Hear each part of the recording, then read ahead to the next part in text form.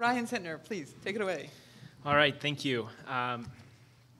I was very glad that there was a particular dimension that was really left untouched in the comments of all the preceding presenters, because I thought maybe my fire would be stolen, but it was not, thankfully. So what I want to focus on is city space and the urban milieu. Sociology and IR both often have a rather aspatial and deterritorialized perspective on how things happen in the world. But it's no coincidence that all of the uprisings that we've seen have happened in particular kinds of places. They've all happened in cities. And so I want to bring the city to your attention and to talk about a few features here that may have contributed to what we've seen. I'll especially focus on Egypt, but my comments do have some applicability to other places currently having unrest as well. I'll talk about some of the variation there. Now, of course, there's no denying the importance of the diffusion from the Tunisian example. This is the Tunisian flag on the left and the Egyptian flag on the right. The diffusion of that example, what happened, again, largely based in Tunis, but channeling quite a lot of national disgruntlement into the major protests there in Tunis. But it's, of course, important to keep in mind that protests are not everything. So I don't want to overstate this too much. As Oksana was saying, it's not just about the size or the duration of the protest, but it is important, I think, nonetheless, to look at the concentration and the channeling of discontent. Part of this is about looking at the nature of urban planning, the kind of infrastructure that it's laid down for protests to take place, the nature of public space in these areas. Especially important will be accessible points of assembly, visibility, and that's also international visibility. Can protests happen in places that get global attention? Is it going to happen can it happen in geographically strategic sites? In terms of Cairo, we saw basically these protests be able to shut down the nerve center of Cairo because of the major importance of the sites where they took place. The images that I'll show you are all from an Egyptian architect friend of mine, Mohammed El-Shayad, so that's just a credit to him. Now, I wanted to juxtapose here an image that you're probably, or a space that many of you are familiar with, overlaying Cairo, central Cairo. So here you have at the same scale Central Park, which is just Central Park, that diagonal of green space there, overlaying central Cairo. Tahrir Square, which was the site of many of the protests that were receiving Western media attention, Tahrir Square is located in the center of the image here, near the bottom, where it says Al Tahrir, just to the left and up from where it reads Central Park. So Tahrir Square is not actually a gigantic space. Central Park is quite large, as many of you know. It's nothing like that kind of size, but it was still very important, partly because of the ability it gave to people to come together in a strategic area, as I was saying, and to create a broad-based strategic presence there in the heart of the city.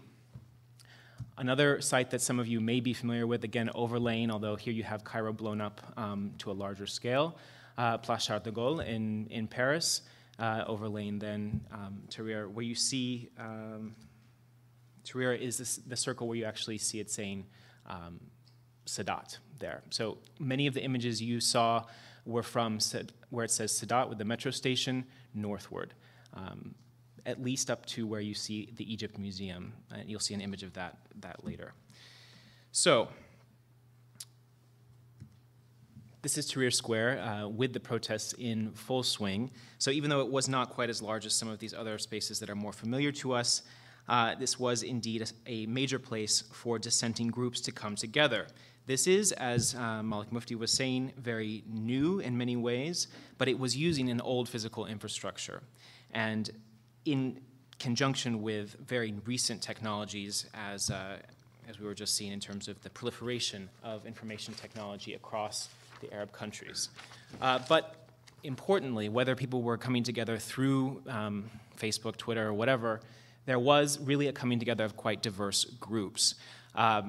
What you were getting a sense of this diversity if you were paying attention to CNN or other mainstream Western media outlets, but you also probably heard a lot about this is a dangerous coming together of especially Muslim Brotherhood elements or people who are not interested in democracy or who are not interested in a secular Egypt. Certainly there were some of those elements there, but you also had quite a cross-section of the Egyptian population, and especially a very large representation of middle-class secular interests in Egypt, as evidenced by some of these people here.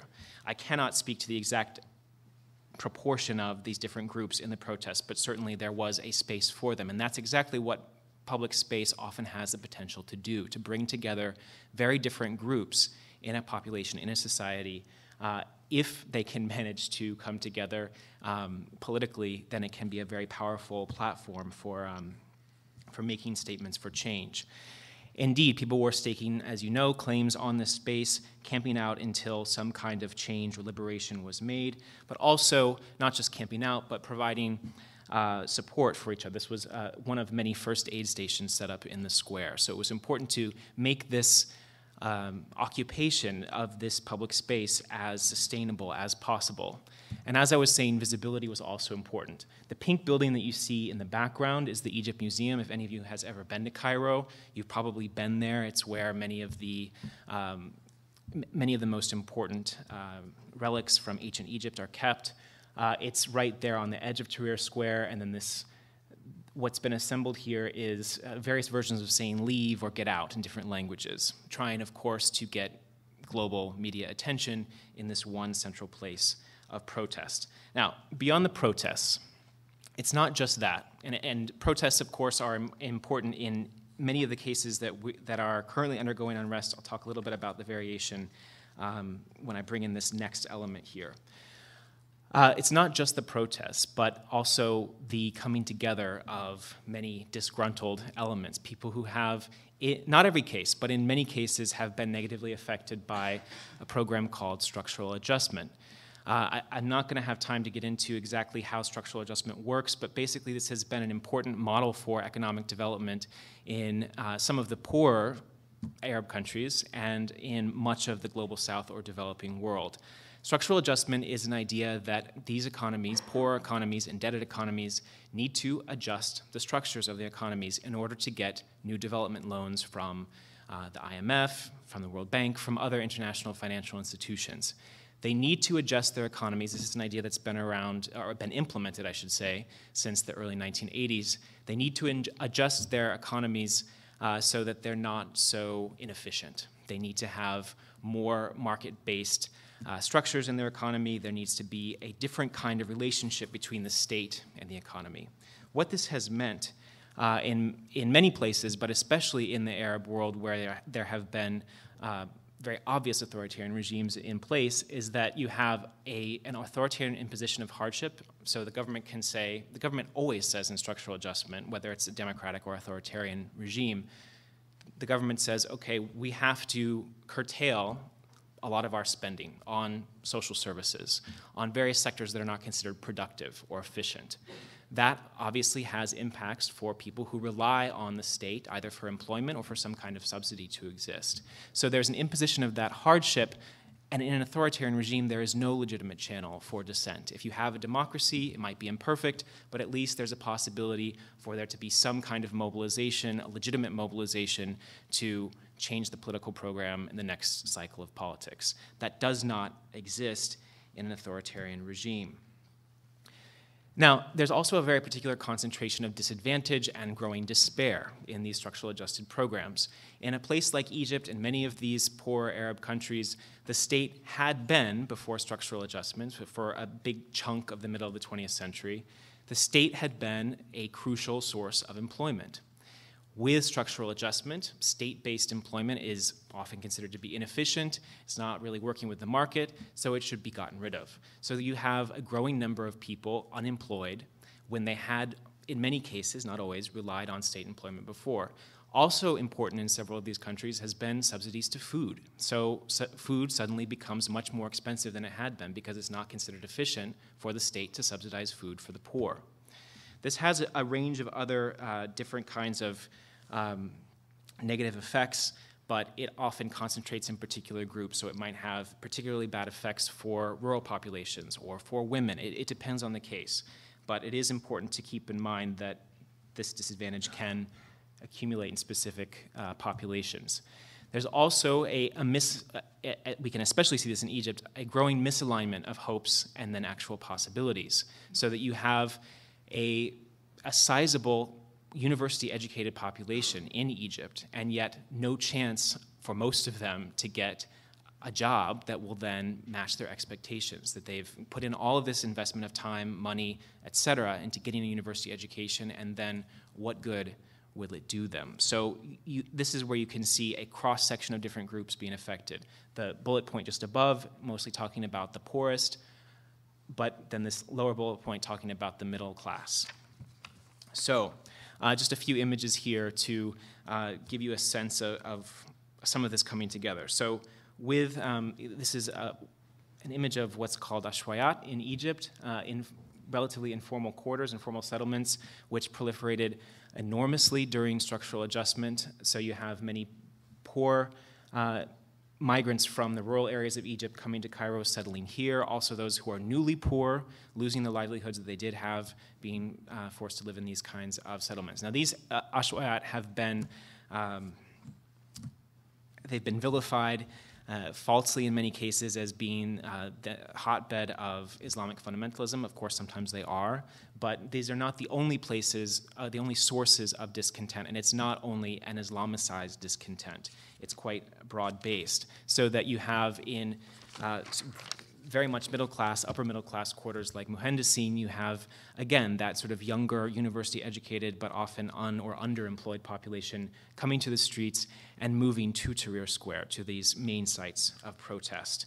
Now, structural adjustment has not been the only source of, the only ideology of development in these regions. Of course, there's been, in the case of Egypt in particular, a lot of U.S. aid, often arming the government to the teeth, not just in Egypt but other places, arming these states to the teeth, in this case with tear gas cans used against the Egyptian populace, and as you can see, made in USA. But to try to, I'm moving over a lot of things quickly, but just to try to sum this up in a good amount of time, it's important then for us to not just look at what are these spaces for protest, what are these problems, pitfalls of development models that have been put into place, but then also can these societies move beyond these disadvantages? So here I'm showing some of this cooperation across very different groups of people in the street in Cairo, trying to prevent the effects of that tear gas can. So this woman helping to pour vinegar into a face mask, which can help alleviate at least the worst effects of the tear gas. But this, I want to close with this image because for me it really makes us think about, it ends on a positive note with this kind of altruistic cooperation. However, it's important for us to keep in mind the question of, is the city enough? Now, obviously, it's not, the city has been there for a long time, and only now we're seeing these uprisings across the region. And we're also seeing the city not being enough in places like Tripoli, where Gaddafi has been able to crush a lot of the protest, in Manama, in Bahrain, where Saudi Arabia is able to come into the country with the invitation of the ruling family to try to quash rebellion. So it's important to think about whether there will be whether there are, in each case, effective new alliances that can come together, whether there's some kind of sense of cross-sectoral coexistence. There's not in Bahrain, for example, with the 70% Shia minority, 70% Shia majority being ruled by a 30% Sunni minority. Is there a flourishing of resistance that is both visible and getting a lot of support from the outside? In the case of Libya, you have a growing consensus among the Arab League, the US, possibly Europe, saying, we want a no-fly zone or something like that. But Libya, although there's been a rapprochement with the rest of the world in recent years, you basically have a state that has not had to rely very much on support from the rest of the world. Gaddafi is able to do basically whatever the hell he wants. So he might very well be able to quash all of these rebellions in Libyan cities. Remains to be seen. But I do think that cities can be sites of hope and will be, whether they work out or not, important places to keep our attention in the Middle East in the years to come. Thanks.